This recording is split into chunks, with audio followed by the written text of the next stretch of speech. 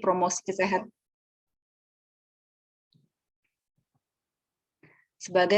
bisa didengar suaranya? Bisa didengar kok, Bu. Ya. Saat ini saya sebagai Kepala Seksi Promosi Kesehatan dan Pemberdayaan Masyarakat Dinas Kesehatan Kota Prabu Muli.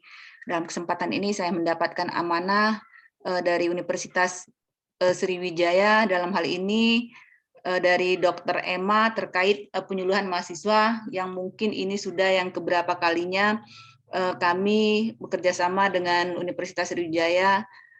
Mungkin ini adalah momen perdananya kita bisa bertatap muka walaupun masih dalam tatap mukanya tidak secara langsung. Baik, untuk mempersingkat waktu mungkin saya akan menyampaikan poin-poin terlebih dahulu terkait checklist penilaian penyuluhan yang akan disampaikan oleh mahasiswa. Yang pertama adalah kami akan menyampaikan terkait teknik penyuluhan kesehatan. Jadi untuk teknik penyuluhan kesehatan ini ada beberapa poin penilaian. Yang pertama terkait materi yang disampaikan, yaitu yang pertama harus sederhana, menarik, kemudian menggunakan media atau alat yang tepat, kemudian menggunakan bahasa atau gambar yang mudah dimengerti. Yang selanjutnya materi sesuai dengan waktu penyuluhan. Mungkin mahasiswa semua udah tahu ya, kita mendapatkan waktu itu lebih kurang sekitar 10 menit ya untuk satu kelompoknya.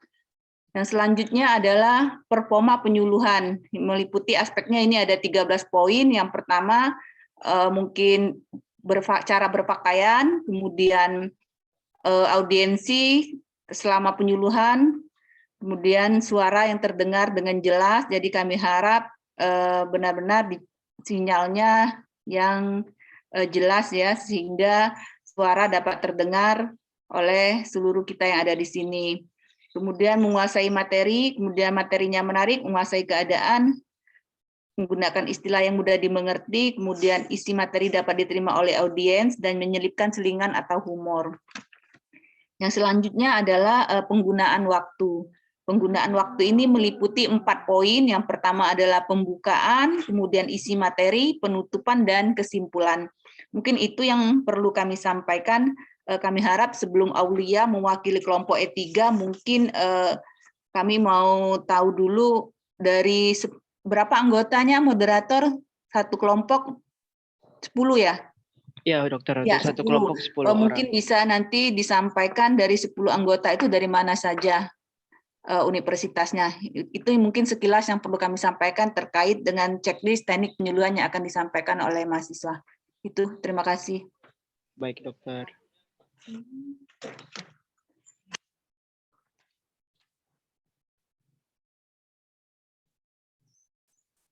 Ya, kami kembalikan ke moderator. Oke, baik dokter. Jadi untuk pertama kali itu berhubung yang pertama kali itu bakalan E3, jadi saya persilakan dulu kepada E3 yaitu Aulia Rahma untuk mempresentasikan hasil daripada penyuluhannya. Mungkin udah boleh share screen buat Aulia Rahma. Maaf Kak, saya belum dijadikan host, jadi nggak bisa share screen. Oh, mungkin untuk yang jadi host yaitu Ferdi, boleh diberikan akses buat peserta untuk bisa bershare screen. Sudah bisa belum? Oh, sudah. Oke. Boleh dipersilakan untuk Aulia Rahma. Apakah share screen-nya terlihat, teman-teman? Sudah terlihat? Ya, sudah terlihat.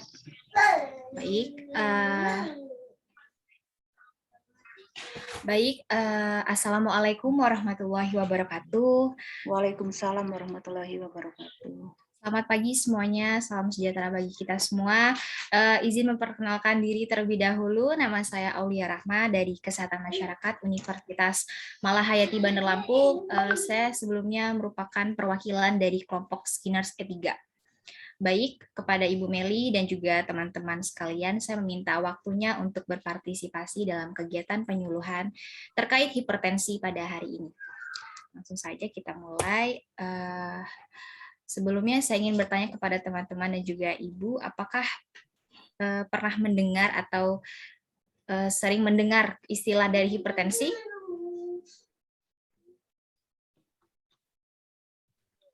Oke. Pernah. Baik, apa itu hipertensi? Jadi hipertensi merupakan biasa kita sebut dengan tekanan darah tinggi, di mana peningkatan tekanan darah sistoliknya lebih dari 140 mmHg, juga tekanan diastoliknya lebih dari 90 mmHg pada 2 kali pengukuran dengan selang waktu 5 menit dalam keadaan cukup istirahat atau tenang. Kemudian ada yang dinamakan penyebab dari hipertensi itu sendiri, teman-teman. Yang pertama ada yang namanya konsumsi garam berlebihan. Nah, konsumsi garam berlebihan ini terjadi karena ada peningkatan natrium dalam tubuh kita sehingga membuat pembuluh darah arteri itu mengecil dan juga membuat jantung memompa darahnya lebih kuat lagi. Kemudian selanjutnya yang kedua ada obesitas dan juga diabetes. Untuk obesitas ini terjadi pada orang kegemukan, biasanya ginjalnya lebih keras atau lebih kuat kerjanya dibandingkan orang-orang normal pada umumnya. Nah, itu bisa menyebabkan hipertensi. Kemudian yang kedua ada yang dinamakan diabetes. Nah, untuk diabetes ini terjadi karena gangguan insulin pada tubuh kita. Kemudian juga terdapat gula pada dalam tubuh kita itu tidak berproses sehingga menumpuk pada pembuluh darah. Kemudian yang ketiga, ada yang dinamakan kebiasaan merokok dan juga mengkonsumsi alkohol. Nah, untuk kebiasaan merokok ini, karena di dalam rokok itu mengandung nikotin yang disinyalir bisa meningkatkan tekanan darah. Kemudian yang kedua, ada mengkonsumsi alkohol, di mana alkohol itu dapat menyebabkan pembuluh darah mempersempit, dan jika tidak segera jika tidak segera dihindari, bisa menyebabkan kerusakan pada pembuluh darah itu sendiri. Kemudian yang terakhir, ada konsumsi kafein yang berlebihan. Untuk kafein di sini adalah kopi, karena kopi telah terbukti dapat meningkatkan tekanan darah karena adanya efek stimulan pada dalam tubuh kita. Kemudian selanjutnya ada akibat jika tidak ditanggulangi dari hipertensi itu sendiri. Yang pertama ada yang namanya serangan jantung. Nah, untuk serangan jantung ini terjadi bisa menyebabkan hipertensi karena otot dalam jantung itu mengalami perubahan dan juga disinyalir bisa menyebabkan jantung itu lemah untuk memompa darah ke seluruh tubuh. Kemudian yang kedua ada gagal ginjal. Nah, gagal ginjal ini terdapat persempitan pembuluh darah di dalam ginjal kita. Nah, itu bisa menyebabkan hipertensi. Kemudian akibat yang selanjutnya ada stroke. Nah, stroke ini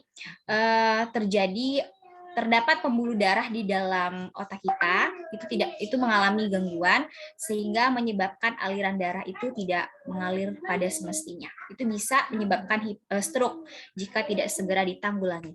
Kemudian yang keempat ada gangguan penglihatan pada mata kita. Itu terjadi ketika pembuluh darah di dalam mata kita itu terjadi gangguan. Jika tidak segera ditanggulangi, itu bisa menyebabkan pembuluh darah itu pecah dan menyebabkan kerusakan pada mata.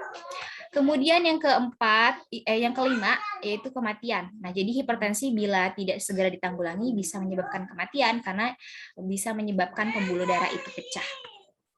Kemudian teman-teman, selanjutnya ada penanggulangan dari hipertensi. Dikenal dengan kata patuh ya.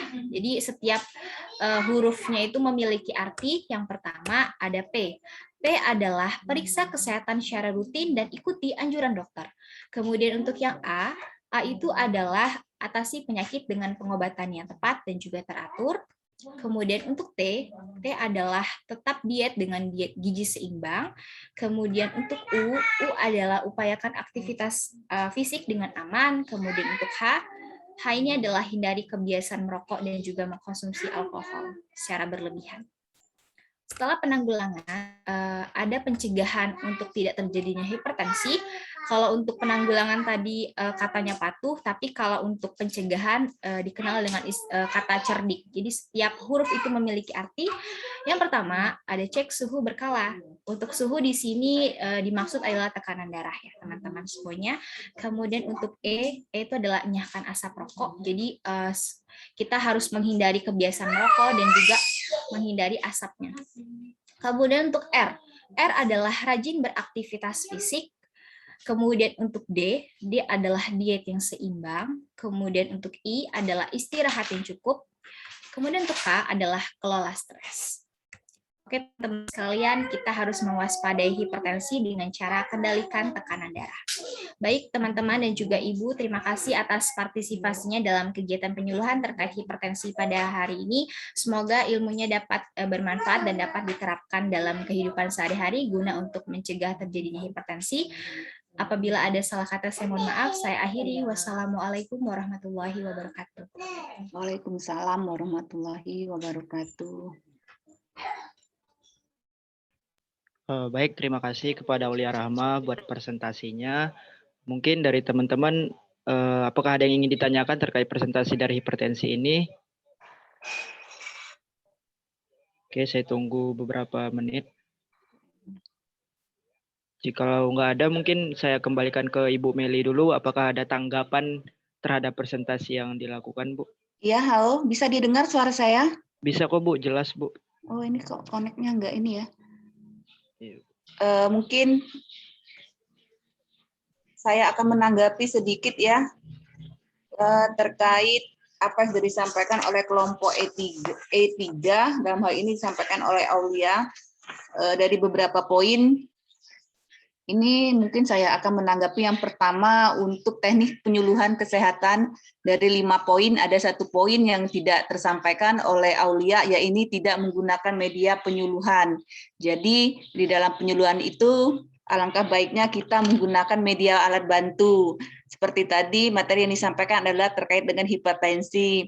Mungkin Aulia bisa memegang sejenis media, ataukah itu leaflet, atau kan bisa juga kalau hipertensi memberikan contoh dalam bentuk leaflet, gambar hipertensi penggunaannya seperti apa. Itu untuk poin yang penyuluhan kesehatan. Kemudian aspek penilaian. Jadi untuk aspek penilaiannya, kalau kita memberikan penyuluhan itu biasanya kan audiens kita beragam ya, tidak hanya terdiri satu homogen, tetapi biasanya beragam. Alangkah lebih baiknya kita menyelipkan juga, tadi sudah saya sampaikan di awal, ada selingan humor pada hal-hal tertentu pada saat kita menyampaikan tema atau materi penyuluhan kita. Kemudian juga kalau yang lain-lain sudah pas ya, hanya saja mungkin di akhir penyampaian materi alangkah lebih baiknya Aulia dan juga teman-temannya yang lain bisa membuat suatu kesimpulan terkait dengan tema yang disampaikan tadi. Mungkin itu yang bisa saya sampaikan untuk kelompok E3. Balik ke moderator. Oke, baik Bu, terima kasih. Mungkin sedikit menambahkan ya Bu, dari E3 sendiri itu ada 10 orang anggota, di mana ada Dian Handi Asyari Lubis itu dari Universitas Sriwijaya, Mutia Yuniarta Sinaga dari Universitas Sriwijaya, Putri Okta Mahdarani dari Universitas Sriwijaya, Safira Aldia Maharani dari Universitas Sriwijaya, Debbie Alivia Putri Amara dari Universitas Sriwijaya, Aulia Rahmah dari Universitas Malahayati, Salwa Zasya dari Universitas Malahayati, Siva Layina dari Universitas Muhammadiyah Jakarta, Muhammad Rahmat Padli dari Universitas Negeri Makassar, serta Dela Cantika dari Universitas Negeri Padang. Oke, itu untuk anggota dari kelompok 3 serta asal dari universitasnya. Selanjutnya mungkin kita lanjut ke kelompok S1, di mana S1 sendiri ini sudah ada 5 anggotanya yang hadir pada Zoom ini dan akan dipresentasikan oleh Sandra Mudariksa. Mungkin untuk Sandra Mudariksa boleh memulai presentasinya yang dilakukan selama 10 menit.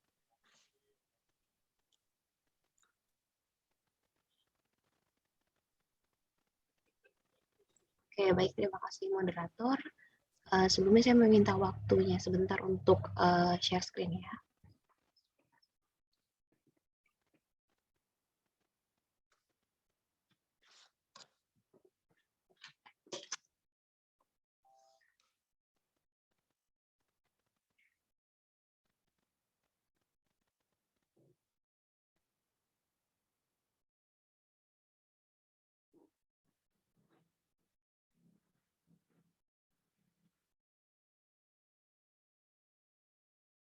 Ya, apakah sudah terlihat teman-teman dan kawan-kawan? Ya, bisa dilihat. Silakan kelompok E1. Iya, baik, terima kasih ya. Baik, saya buka. Assalamualaikum warahmatullahi wabarakatuh. Selamat pagi semuanya. Perkenalkan, nama saya Sandra Mradiksa. Saya perwakilan dari kelompok S1 kelas Kinar. Jadi pada materi di hari ini mungkin agak beda ya sama beberapa materi dari kelompok sebelumnya atau mungkin sudah ya kan ini. Karena pada kelompok S1 ini kita akan membahas tentang parenting ya kan. Karena parenting ini masuk dalam ruang lingkup psikologi ya kan, karena there's no health without mental health gitu ya kan. Dan mental health yang akan saya bahas hari ini adalah mulai dari skala yang kecil, yaitu pola asuh orang tua.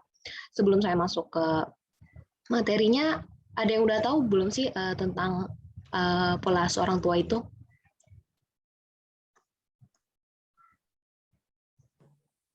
Belum. Oke, baik, terima kasih atas tanggapannya. Jadi kita langsung aja masuk ke definisinya. Jadi apa sih parenting atau pola asuh itu? Nah, pola asuh itu adalah suatu bentuk sikap orang tua untuk mendidik anak dalam keluarganya.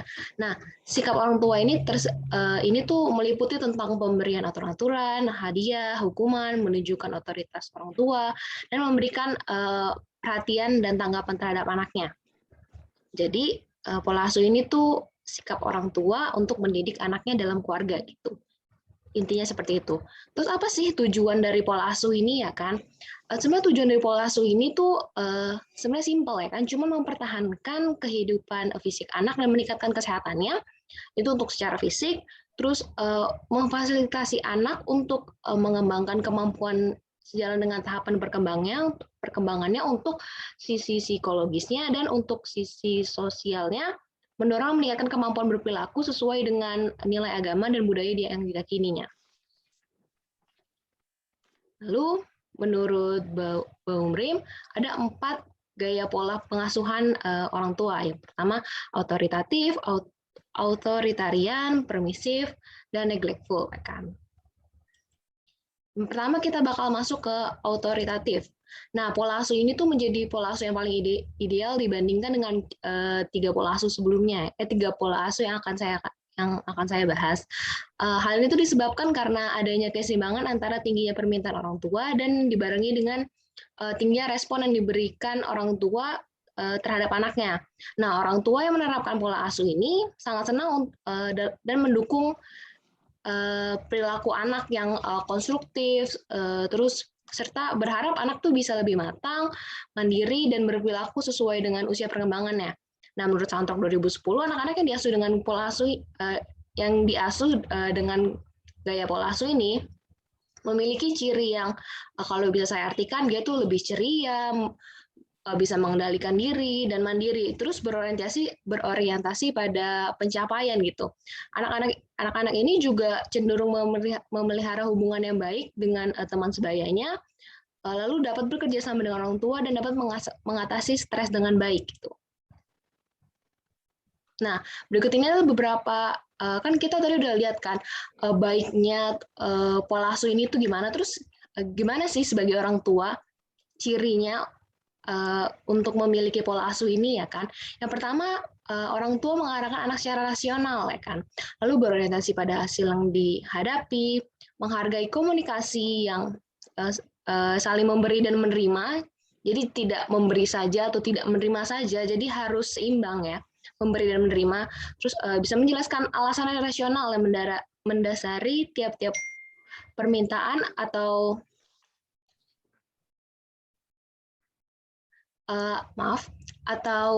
disiplin, tetapi juga menggunakan kuasaannya juga gitu.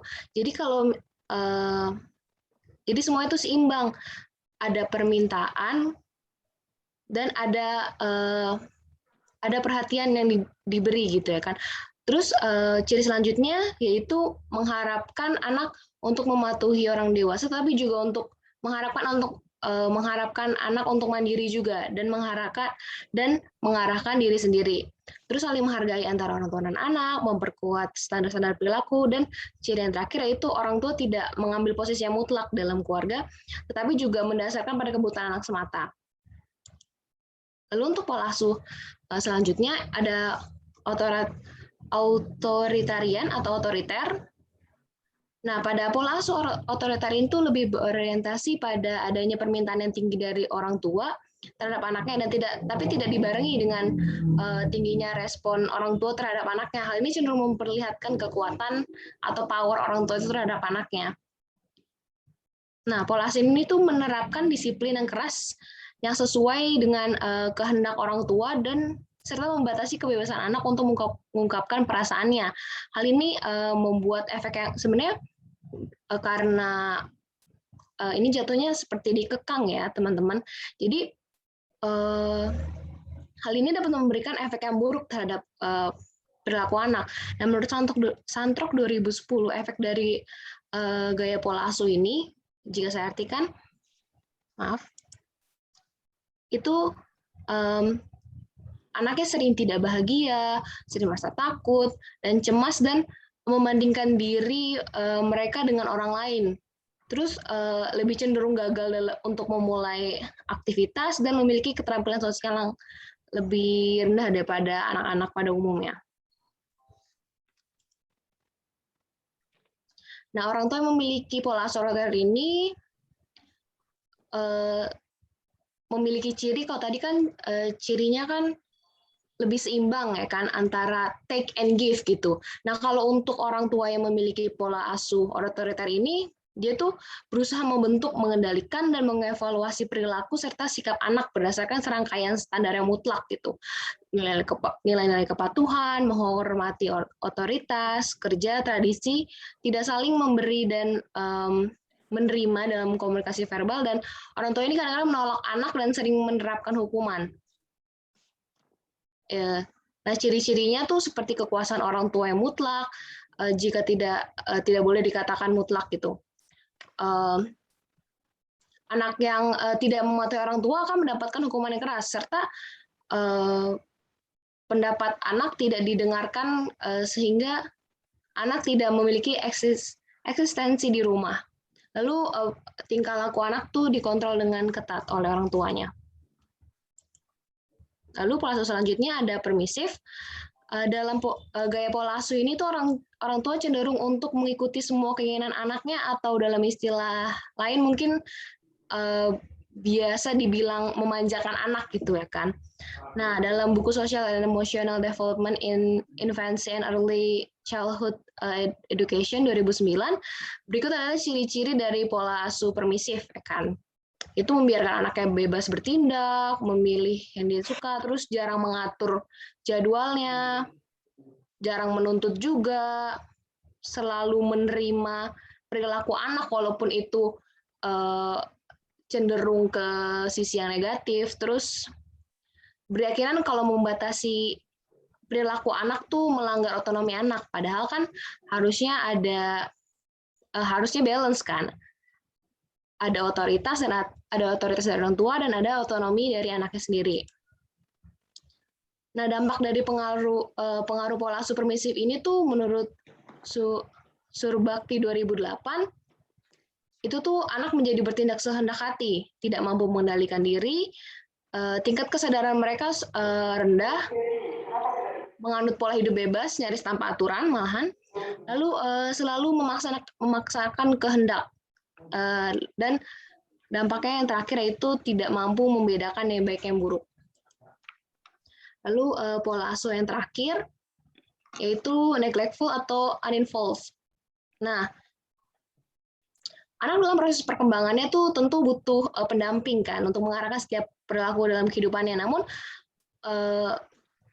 Namun di pola asuh ini keterlibatan orang tua maupun respon orang tua terhadap anak tuh sangat rendah. Orang tua cenderung mengabaikan atau membiarkan anak berkembang dengan sendirinya. Jadi kalau misalkan yang pertama tadi balance antara otoritas dan otonomi, sedangkan kalau misalkan yang otoriter itu lebih tinggi otoritasnya daripada otonomi anak. Kalau yang permisif itu lebih tinggi otonomi anak daripada otoritas orang tua. Nah, kalau misalkan neglectful ini dua-duanya rendah. Jadi otoritasnya rendah, otonomi anaknya juga rendah gitu. Nah, menurut Santrok 2010, efek dari pola asuh ini, kalau bisa saya artikan itu anak menjadi tidak kompeten secara sosial, terus kontrol diri yang buruk dan tidak dapat menangani kemandirian dengan baik, kan. Lalu efek selanjutnya juga ada rendah diri, belum dewasa dan mungkin aja terasingkan di keluarganya, dan pada masa remaja mereka mungkin menunjukkan yang apa ya, kalau misalkan zaman sekarang tuh rebel gitu dibilangnya, kan, kalau orang tuanya menggunakan pola asuh ini. Lalu kesimpulannya adalah itu yang seperti yang sudah saya sebutkan tadi, otoritatif atau ya otoritatif itu tuh otoritas orang tuanya ada, otonomi anaknya ada, dan perhatian dari orang tuanya ada. Jadi semuanya balance gitu. Sedangkan kalau otoritarian atau otoriter, otoritas orang tuanya tinggi, sedangkan otonomi anak dan perhatian orang tuanya rendah. Untuk permisif sendiri, otoritas orang tuanya rendah atau bahkan tidak ada, otonomi anaknya tinggi, dan perhatian orang tuanya juga rendah. Untuk neglectful sendiri, semuanya nggak ada gitu. Untuk dampaknya, saya sudah menjelaskan tadi, jadi saya hanya menyampaikan saja.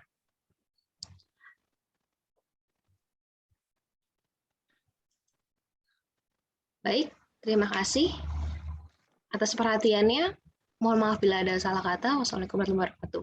Waalaikumsalam warahmatullahi wabarakatuh. Baik, terima kasih Sandra dari S1. Mungkin saya kembalikan aja langsung ke Bu Meli untuk memberikan komentatornya terhadap apa yang sudah disampaikan oleh kelompok S1. Saya persilakan, Bu. Terima kasih atas penyampaian materinya oleh kelompok E1. Mungkin sama seperti kelompok E3 tadi, ada beberapa hal yang ingin saya sampaikan ya terkait materi penyuluhannya. Jadi tema yang diambil kalau saya lihat dari 50 tema yang ada di sini, secara spesifik untuk parenting tidak ada ya. Mungkin berarti E1 mengambil di poin yang lain-lainnya ya. Saya mengapresiasi untuk materi yang diambil terkait dengan parenting. Tapi ada hal yang perlu saya sampaikan, materi yang disampaikan ini kalau saya lihat dari yang dipaparkan oleh kelompok E1 tadi, itu materinya kalau bisa saya bilang yang disampaikan itu bahasanya mungkin levelnya agak sedikit tinggi ya, karena boleh kita menyampaikan materi itu dalam bahasa yang menurut kita bisa kita sampaikan, tetapi alangkah baiknya ada bahasa lain yang bisa kita perjelas, sehingga saat kita menyampaikan penyuluhan, audiens yang menerima materi yang kita sampaikan itu bisa memahami secara lebih jelas dengan apa yang kita sampaikan. Kemudian mungkin ini untuk kelompok yang lain-lain juga ya. Pada saat kita memberikan penyuluhan itu tidak berbeda pada saat kita menyampaikan materi seperti kita memberikan bahan ajar ya. Jadi itu harus kita bisa memilah mana hal yang harus kita sampaikan pada saat penyuluhan, baik itu bahasanya, tekniknya, isinya, dan lain sebagainya ya. Mungkin itu juga menjadi pembelajaran untuk sisa kelompok 4 kelompok yang berikutnya ya. Kalau untuk media sama seperti kelompok E3 ya, tidak ada media yang digunakan pada saat memberikan penyuluhan. Kemudian yang selanjutnya untuk performa penyuluhan itu tadi bahasa yang dipergunakan ya. Mungkin agak lebih dipermudah lagi, kalaupun memang ada bahasa-bahasa teknis yang harus kita sampaikan, alangkah lebih baiknya kita juga menjelaskan dengan bahasa yang mudah dimengerti. Mungkin itu saja untuk kelompok S1 yang perlu saya sampaikan. Terima kasih atas penyampaian materi penyuluhannya. Kembali ke moderator. Oh ya, juga untuk moderator mungkin saya sampaikan mungkin untuk yang kelompok berikutnya bisa dicatat terkait dengan waktu ya. Mungkin itu, jadi kalau misalnya memang waktunya pas sampaikan, kalau kurang sampaikan, atau kalau misalnya memang lebih, tolong juga disampaikan, sehingga kita bisa tahu setiap kelompok itu bisa tidak memaksimalkan waktu yang sudah diberikan. Mungkin itu, terima kasih. Baik, Bu. Kita lanjut aja ke kelompok. Mungkin saya ke E4 terlebih dahulu. Itu ada dari Muhammad Ferdi yang bakalan menyampaikan presentasinya. Boleh untuk Muhammad Ferdi langsung di share screen aja. Waktunya 10 menit ya. Baik, terima kasih Pak Moderator. Sebelumnya izin saya untuk share screen. Baik, terima kasih.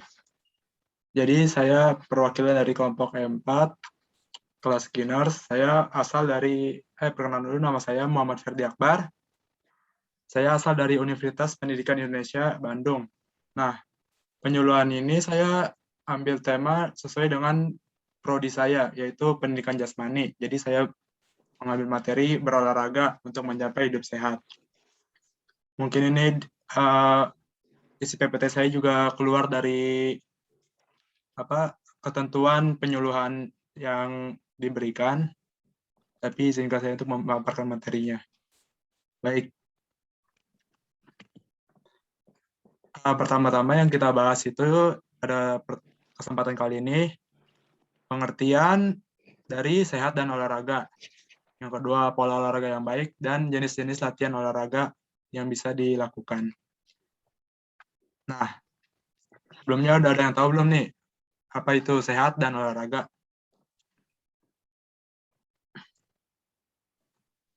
Jadi sehat adalah keadaan sehat atau sejahtera, baik secara fisik, mental, spiritual, maupun sosial yang memungkinkan setiap orang-orang untuk hidup produktif secara sosial dan ekonomis. Ini pengertian menurut Undang-Undang Nomor 36 Tahun 2009 tentang kesehatan. Nah, menurut WHO sendiri, sehat adalah keadaan sempurna, baik secara fisik, mental, maupun sosial, dan tidak hanya bebas dari penyakit dan cacat. Jadi, menurut WHO itu, jadi sehat itu keadaan yang sempurna ya.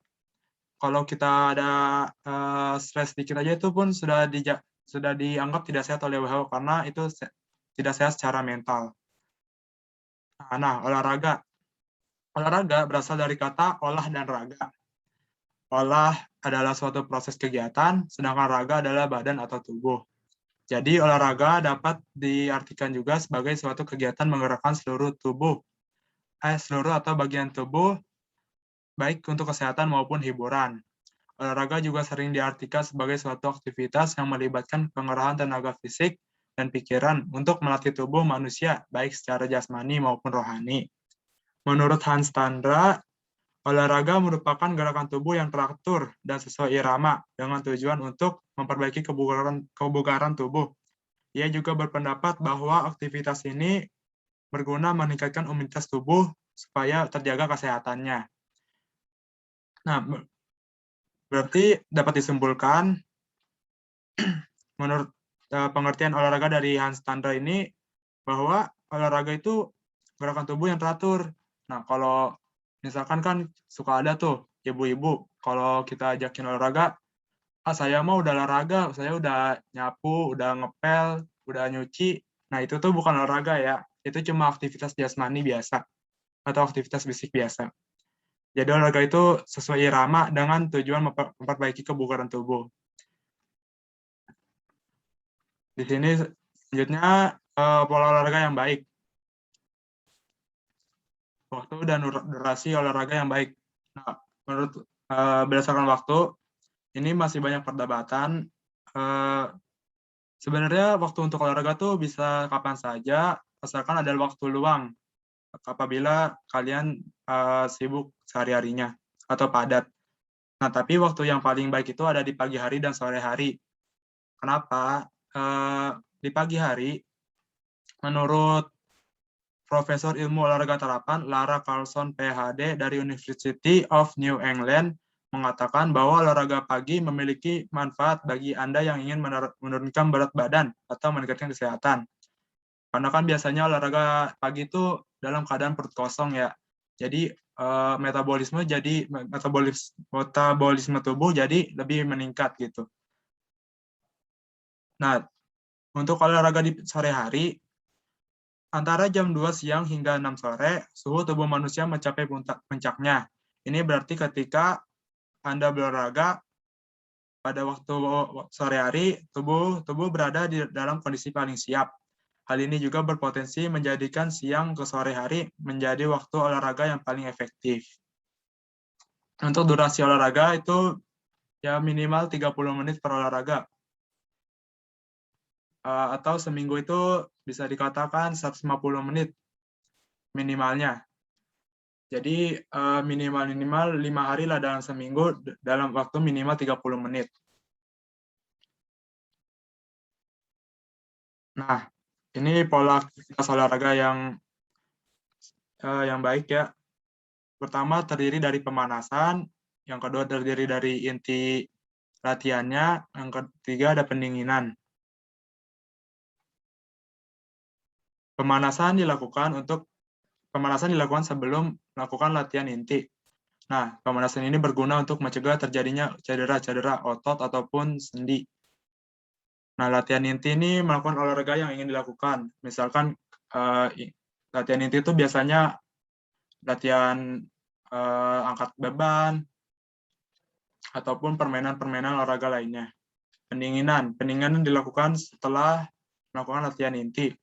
Nah, pendinginan ini berfungsi untuk melenturkan kembali otot-otot supaya tidak terjadinya tegang setelah olahraga.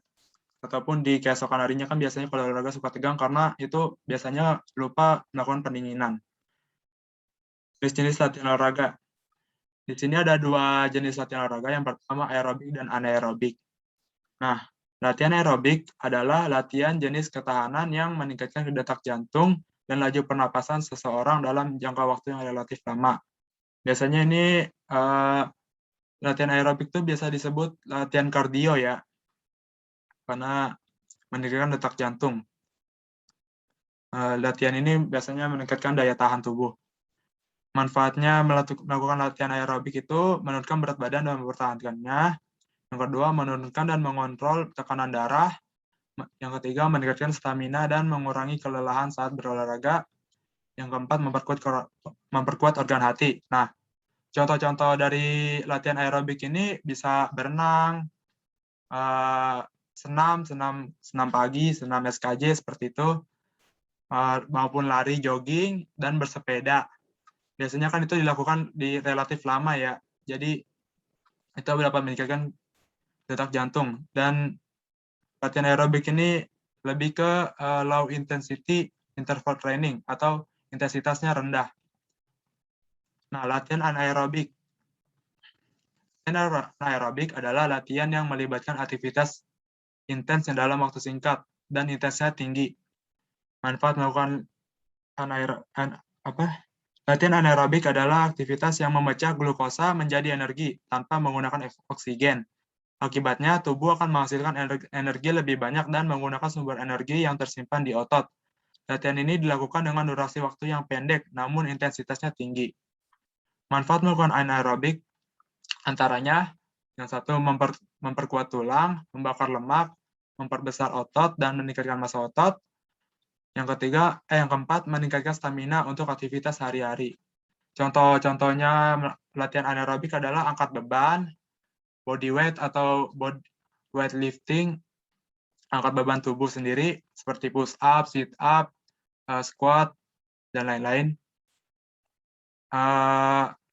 Dan hiking termasuk latihan anaerobik ya, karena itu high intensity. Biasanya olahraga-olahraga ekstrim juga termasuk anaerobik. Baik, kesimpulan yang dapat diambil dari pemateri kali ini, jadi olahraga itu sangat penting bagi kesehatan tubuh, karena memang tujuan olahraga itu menjaga keadaan kebugaran tubuh dan kesehatan tubuh. Jadi olahraga yang baik juga harus dilakukan dengan pola yang baik, supaya tercapainya tujuan dari olahraga itu tersendiri. Terima kasih. Saya ucapkan terima kasih. Wassalamualaikum warahmatullahi wabarakatuh. Waalaikumsalam warahmatullahi Waalaikumsalam wabarakatuh. warahmatullahi wabarakatuh. Baik, Baik, terima kasih kepada Ferdi atas presentasinya. Mungkin saya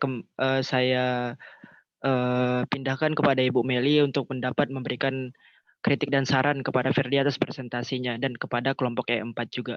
Saya persilakan, baik, Bu. terima kasih. Assalamualaikum warahmatullahi wabarakatuh. Kelompok E4 sama ya dengan kelompok E1 tadi, mengambil tema di luar dari materi yang sudah disampaikan, yaitu tentang olahraga. Mungkin kelompok E4 bisa dibuka kembali slide-nya, ada yang mau saya tanyakan. Silakan kelompok E4, materinya bisa dibuka. Ya. Terus mundur ke belakang, ke depan. Lagi.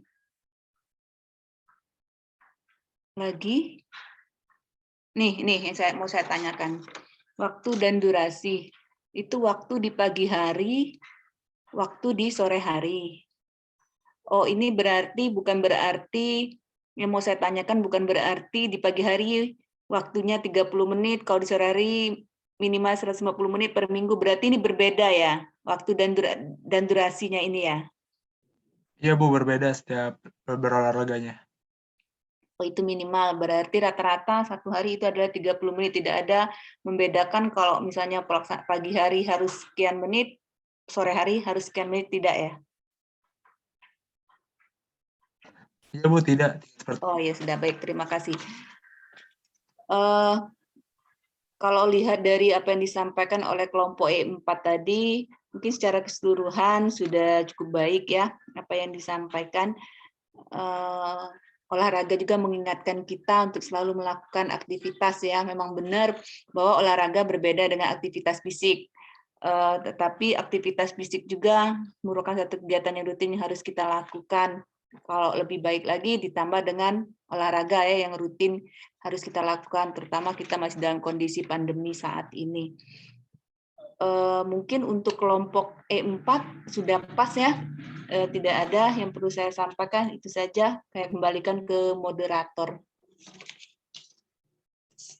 Baik Bu, terima kasih.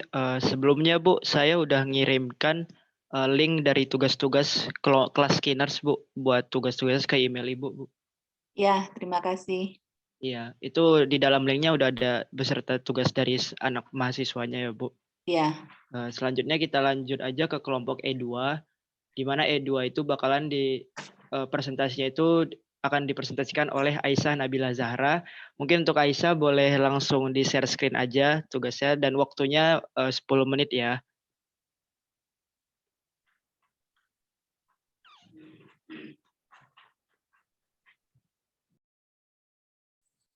Baik, terima kasih untuk kalian. Selamat pagi Ibu Meli dan teman-teman sekalian. Pagi. Perkenalkan, saya Aisyah Nabila Zahra. Di sini perwakilan dari E2 Skinner akan memaparkan hasil tema yang saya ambil. Di sini saya ambil tentang pencegahan anemia. Kenapa? Di sini edukasi pencegahan anemia untuk generasi yang sehat. Karena kesehatan remaja itu sangat penting untuk pembangunan kesehatan di Indonesia. Seperti kesehatan remaja itu akan membawa dampak baik ke depannya gitu ya. Nah, salah satu keberhasilannya juga kita dibantu dengan kebijakan-kebijakan pemerintah. Dengan pemerintah ini mengeluarkan kebijakan seperti edukasi tentang kesehatan seksual dan reproduksi remaja. Nah, kemudian saya juga mengambil prevalensi. Di sini saya mengambil tema anemia ini karena tingginya tingkat prevalensi anemia di Indonesia itu juga menjadi tantangan di bidang kesehatan, tentunya di bidang kesehatan masyarakat karena kita berfokus pada promotif dan preventif. Nah, di sini prevalensinya itu meningkat dari 48,9% sampai 37,1%. Ini data yang diambil pada tahun 2018 dari Diskesdas.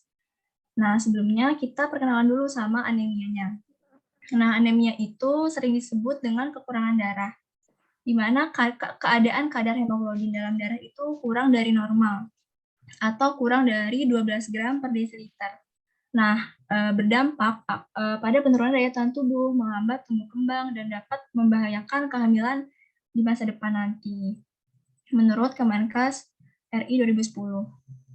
Nah, ini ada gambar perbedaan sel darah yang normal sama yang menderita anemia. Di sini sangat terlihat jelas kalau yang normal itu lebih banyak sel darahnya, kalau yang anemia itu terlihat jarang-jarang. Nah, selanjutnya ada apa sih penyebab dari anemia? Nah, di sini ada yang pertama karena diet rendah zat besi. Nah, di sini mungkin pada remaja akhir atau mungkin dewasa awal yang seperti umur-umur kita ini sering menjalani diet. Nah, kita ini nggak tahu kalau misalnya diet kita ternyata itu dietnya nggak sehat, seperti diet yang kurang zat besi, seperti mungkin kurang asupan kurang makan sayur atau makan buah-buahan. Nah, diet kurang zat besi ini dapat mengakibatkan anemia defisiensi zat besi. Nah, selanjutnya ada perubahan tubuh. Di sini kenapa perubahan tubuh itu menyebabkan anemia? Karena pada saat perubahan tubuh memerlukan kebutuhan zat besinya itu meningkat. Jadi produksi sel darah merah dalam tubuh itu meningkat karena kita kurang asupan zat besinya, maka terjadilah anemia defisiensi zat besi. Nah, yang terakhir ini salah satunya ada kehilangan darah. Nah, mungkin khususnya pada remaja putri, remaja perempuan, menstruasi itu mungkin udah setiap bulannya. Jadi salah satunya kehilangan darah itu juga dapat menyebabkan anemia defisiensi zat besi. Nah, selain itu juga bisa jadi karena cedera atau perdarahan lainnya. Nah, selanjutnya apa aja dampak anemia kalau misalnya nggak cepat ditangani? Nah, salah satunya itu dapat menurunkan imunitas. Seperti kita ketahui, pasti kalau misalnya kita mengalami anemia itu, tubuh akan mengalami kelelahan atau gampang sakit, gampang terinfeksi. Nah, selanjutnya berisiko mengalami gangguan kehamilan yang akan membawa dampak negatif pada si ibu dan bayi. Nah, kenapa? Karena karena anemia pada ibu hamil itu salah satunya juga mungkin dari remajanya yang kurang asupan zat besi. Nah, nantinya itu ibu hamil mungkin bisa terjadi yang nggak diinginkan seperti perdarahan pada saat kehamilan atau kehamilan prematur. Mungkin pada si bayinya nanti terjadi berat badan lahir rendah atau si bayinya itu mengalami cacat. Nah, yang ketiga bisa mengalami kelelahan yang berkepanjangan. Nah, biasanya kalau mengalami anemia itu bermunculan gejala seperti lelah, letih, lesu, lunglai. Nah, terus yang terakhir juga di beberapa kasus anemia seperti anemia sel bulan sabit ini akan berakibat kematian bila nggak ditangani secepat mungkin. Nah, kemudian apa aja pencegahan dan pengendalian supaya kita terhindar atau terjauhkanlah dari terjadinya anemia ini. Nah, yang pertama itu ada konsumsi makanan gizi seimbang. Seperti tadi mungkin kita banyak makan zat besi atau yang mengandung folat. Nah, kemudian pemberian tablet tambah darah pada remaja. Mungkin kita sudah tahu ya waktu SMA dulu itu ada dari pemerintah atau dari puskesmas gitu, setiap minggu itu rutin memberikan tablet tambah darah untuk remaja putrinya. Nah, ini juga salah satu bentuk program untuk pencegahan anemia di kalangan remaja juga. Nah, kemudian rutin berolahraga atau aktivitas fisik.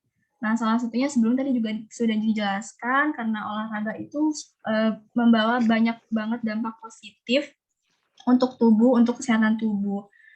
Nah, kemudian ada minum air yang cukup agar terhidrasi. Karena kalau misalnya tubuh itu kan perlu banyak banget air untuk kita beraktivitas seperti normal agar tetap bisa beraktivitas yang banyak itu, kita harus butuh air yang cukup agar tubuh itu tetap terhidrasi dengan baik. Nah, yang terakhir ada hindari makan makanan yang mengandung tanin seperti kopi, teh. Nah, kenapa kita harus menghindari kopi, teh? Karena salah satu kandungan tanin ini akan kandungan ini tuh menghambat penyerapan zat besi dalam tubuh. Makanya kita akan terjadinya lah defisiensi zat besi. Nah, berikut adalah sumber yang saya ambil. Kurang lebihnya dari pemaparan saya sampaikan. Terima kasih. Wassalamualaikum warahmatullahi wabarakatuh. Waalaikumsalam warahmatullahi wabarakatuh. Waalaikumsalam warahmatullahi wabarakatuh. Baik, terima kasih kepada Aisyah atas presentasinya. Jadi saya kembalikan saja kepada Ibu Meli untuk memberikan kritik dan saran atas presentasi yang sudah disampaikan Aisyah dari kelompok E2. Silahkan, Bu. Baik, terima kasih moderator. Untuk tampilan dari kelompok E2 ada beberapa hal yang ingin saya sampaikan. Yang pertama terkait tema penyuluhannya. Kalau saya lihat temanya itu tadi diambil tentang anemia pada remaja ya, benar nggak? Kelompok E2? Iya, Bu, benar, Bu. Ya. Sedangkan kalau saya lihat di sini tema untuk anemia itu adalah anemia pada ibu hamil. Ya. Sedangkan ini tema yang diambil adalah pada remaja. Sedangkan tema yang ada adalah tema untuk ibu hamil yang anemia, ya. Itu yang pertama. Kemudian yang kedua, tadi kalau saya tidak salah dengar, di setiap program pemerintah itu adalah pemberian tablet tambah darah di sekolah ya. Iya, Bu, betul. Iya, yang saya tahu biasanya kalau pemberian tablet tambah darah itu adalah program. Jadi kalau program yang namanya program itu tablet tambah darah tidak bisa diberikan setiap minggu kepada remaja, khususnya remaja putri. Tetapi bisa juga diberikan setiap minggu apabila di sekolahnya memang menyediakan UKS. Tetapi pada UKS itu kan tidak semua jenis obat itu bisa disiapkan karena dia hanya ada obat tertentu saja yang bisa disiapkan oleh UKS. Mungkin itu yang perlu saya sampaikan ya terkait materi yang disampaikan tadi oleh kelompok 2. Ini sudah ada 4 kelompok yang sudah memberikan, kalau saya bilang dari 4 kelompok ini semuanya bukan memberikan penyuluhan ya, tetapi menyampaikan materi paparan ya, karena dari teknik menyampaikan, kemudian bahasa tubuhnya itu belum terlihat seperti orang memberikan penyuluhan pada umumnya ya. Saya berharap 2 kelompok yang tersisa bisa memang benar-benar menyampaikan teknik-teknik penyuluhan yang sebenarnya secara teori tetapi bisa dipraktekkan, itu ya yang perlu saya sampaikan. Kalau yang lain mungkin sama untuk kelompok-kelompok yang sebelumnya ya, rata-rata kalau untuk penggunaan waktu itu sudah pas, kemudian teknik penyuluhannya itu yang masih menjadi banyak PR buat mahasiswa semua. Kemudian kalau untuk perform penyuluhan juga ada beberapa poin yang memang harus menjadi catatan yang perlu kedepannya bisa menjadi pembelajaran untuk kita semua. Mungkin itu saja yang perlu saya sampaikan untuk kelompok E2, saya kembalikan ke moderator. Baik Bu, terima kasih. Mohon maaf Bu untuk sebelumnya untuk 2 kelompok terakhir itu bukan dari kelas Skinners dan dia dari kelas Winslow. Nah untuk mereka sendiri itu belum ada di dalam Zoom ini Bu. Oh gitu. Iya belum ada Bu. Oh gitu, berarti hanya 4 kelompok ini saja ya yang untuk saat ini? Kalau sesuai jadwalnya sih seharusnya ditambah dua Iya, kelompok benar. dari kelas mereka Bu. Iya. Namun belum ada Bu dari mereka join ke dalam Zoom ini. Oh gitu. Mungkin saya coba hubungin terlebih dahulu. Iya, karena yang informasi yang saya dapatkan dari FK itu melalui Dr. Emma, saya akan mendapatkan hari ini 6 kelompok. Iya, ya. benar Jadi Bu. saya tidak tahu apakah memang termasuk duanya itu juga dari sini ataukah memang waktunya yang berbeda, tetapi saya sesuai dengan jadwal itu mendapatkan informasi untuk 6 kelompok yang paparan penyuluhannya untuk hari ini. Mungkin Baik, itu. saya coba hubungin terlebih dahulu ya, Bu. Boleh, silakan.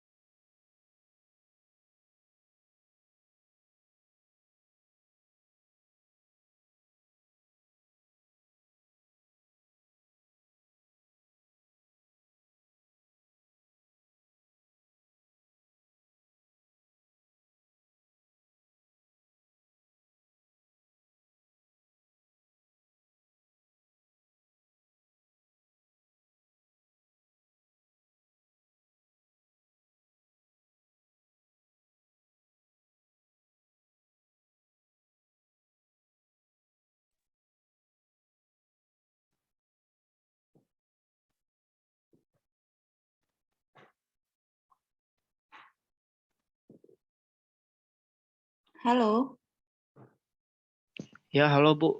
Saya masih gimana? menghubungin, Oh namun gitu. belum ada jawaban juga Bu. Oh belum ada jawaban ya? Iya, soalnya saya sendiri juga diamanahkan jadi moderator itu baru tadi pagi Bu. Jadi Oh masih gitu. bingung. Seluruh anggota nggak ada yang bisa dihubungin ya? Iya, saya baru ngubungin yang saya kenal juga belum dijawab Bu. Oh gitu. Mungkin saya informasiin juga ya untuk materi yang ini sudah disampaikan ke saya ini, kalau saya cek ini ada baru 27 mahasiswa. Benar tidak? Iya benar Bu, memang ada beberapa dari kelas Skinners itu yang belum mengumpulkan Bu. Tapi saya udah coba juga buat nyuruh ngumpul, tapi Oh gitu. belum Ya. dikumpulin Berarti masih juga. belum ada penambahan ya, tetap 27 yang tadi ya dari 60 mahasiswa ya. Dari 40 ya Bu. Oh 40. Enggak, yang 20 enggak dihitung ya? Berarti masih ada sisa 13 lagi ya? Iya, karena itu pengumpulan tugasnya itu per kelas Bu soalnya. Itu dari kelas Ya, Skinner karena sendiri. kalau pesan Dokter Emma seluruhnya 60 itu harus kumpul semuanya ke beliau gitu. Itu pesannya Dokter Emma. Iya Bu. 40 dari Skinner, 27 yang baru Iya, mengumpul. iya. Untuk 20 yang lain mungkin saya Di lain bisa kelas ya, di lain iya, di kelas ya lain kelas Bu. ngumpulnya. Oke, Mm-mm. Ya, mungkin kita tunggu lebih kurang 5 menit lagi ya. Baik Bu. Ya, Kalau nggak ada mungkin saya sudahin aja meetingnya. ya, Nanti saya ya, sampaikan ke kelasnya buat mungkin pindah ke jam yang di siang hari aja Bu. iya, boleh, boleh. Nanti moderatornya, maaf dengan siapa tadi? Dian Bu. Siapa? Dian Dian. Handi. Oh, Ya. Dian Handi. Nanti bisa kontak juga ke Dokter Emma atau gimana?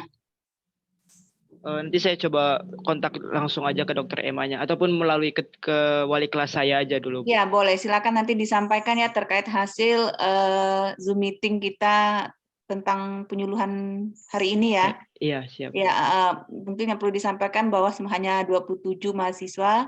Kemudian kalau untuk hasil penilaiannya nanti saya langsung pribadi saja ke Dokter Emanya. Ya, Baik, kita dokter. tunggu 5 menit Kita lagi tunggu. ya. Siap, dokter.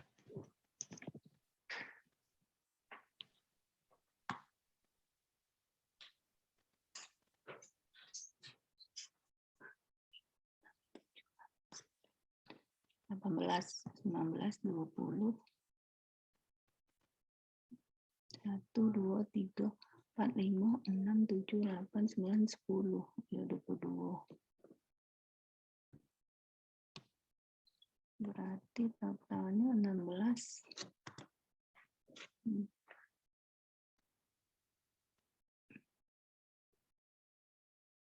Ini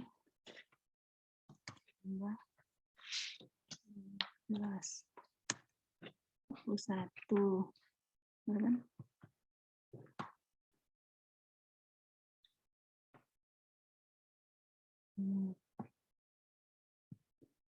Dengan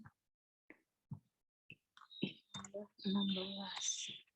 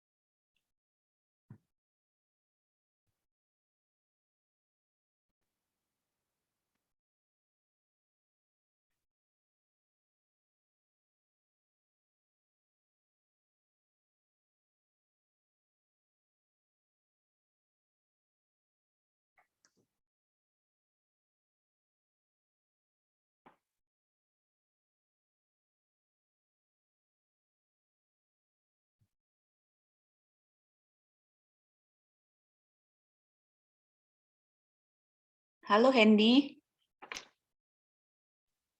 Iya, Bu. belum ada ya? Belum ada juga, Bu, Mungkin jawabannya. kita cukup sampai sini aja dulu ya.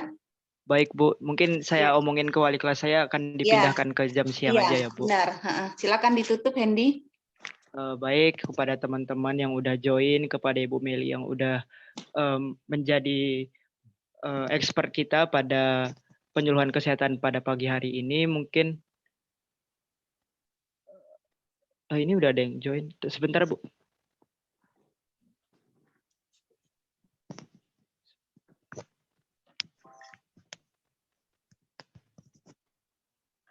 Ini ada yang join dari mana?